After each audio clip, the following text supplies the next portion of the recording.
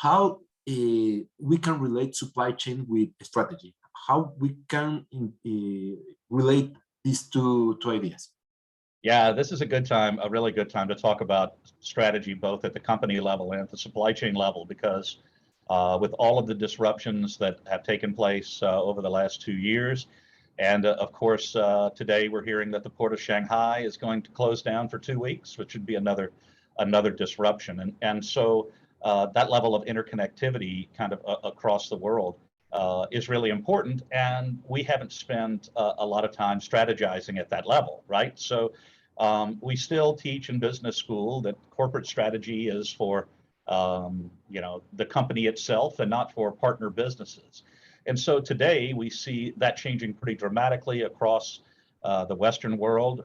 We see lots of collaboration tying those different businesses together, and strategies being built across those business partners.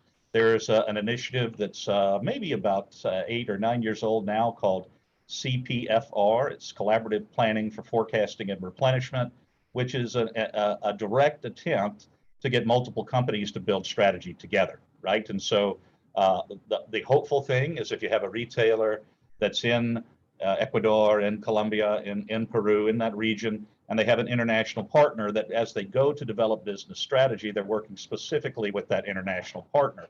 And if we've been doing more of that before the pandemic, some of these disruptions, some of these inability to find raw materials to make products, some of these delays in transportation, we would have been able to probably plan those out, build in contingency planning if we work through our partners. But if we only build strategy within our own organization, we can miss a lot of the opportunities and certainly a lot of the threats that are out there in the marketplace.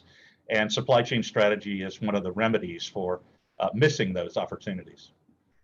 Okay, so if we have that in mind, you think that the supply chain is going to change since we have this impact of COVID right now, the war between Ukraine and Russia. Do you see that the future supply chain is going to be something different that we have seen before? Yeah, I can see the strategy evolving right now, right? It's happening in real time. You can look back over the decades that we've been trying to build out international sourcing. You can think back to Juran and Edward Deming, who came along with the quality management programs. And a lot of those initiatives are really focused on optimization and efficiency. And so we spent decades trying to become more and more efficient across the supply chain. And it put a lot of stress on what we do, right? We try to go with just-in-time low inventories to keep costs down. We tried to go with 2-day, 1-day distribution. Some of the things that Amazon's doing these days are almost crazy. 1-hour distribution in some major cities.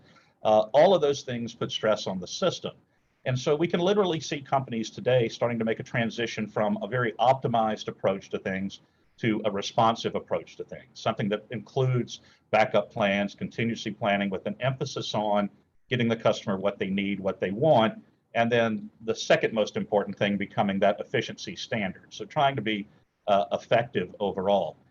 So we do see that happening in industry. I don't know if your group knows that Toyota, who has been a just-in-time manufacturer and really the boss in that area, one of the best businesses in just-in-time efficiency, has decided they're not going to do that anymore. So they're looking for alternative suppliers.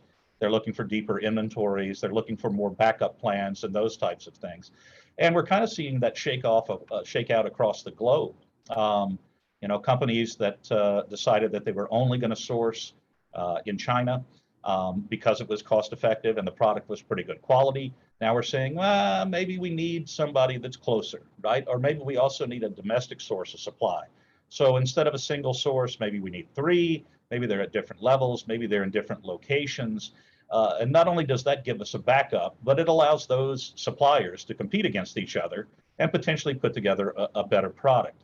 I can tell you one of the exciting things, it's something I've been talking in the media about here, and I'm hearing it from politicians and different entities in the United States, is that they see an opportunity to bring some of that manufacturing from China back to South America and Central America and invest from a corporate standpoint from the United States into your regions to try to get workers ready to go and facilities up and running.